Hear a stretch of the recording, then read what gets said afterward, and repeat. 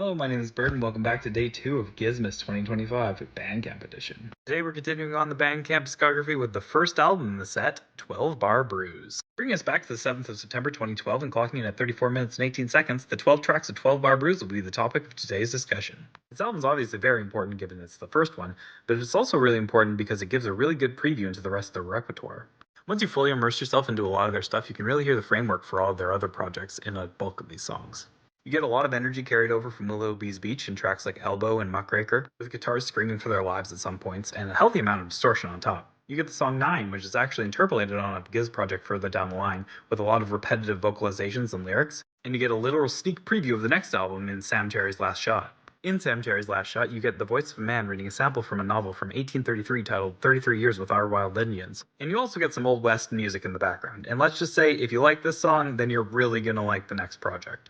The back half of this album continues with experimentation with different recording and mixing practices that keep your ears guessing, with some approaches so incredibly lo-fi that the closing track on this album is actually just recorded on 4 different iPhones with Stu yelling into one of them, and some tracks that just have the instrumentation panning between ear to ear if you're listening with headphones. While it might not be the most impressive instrumentation Giz does in their whole discography, it's still really solid and I love listening to it.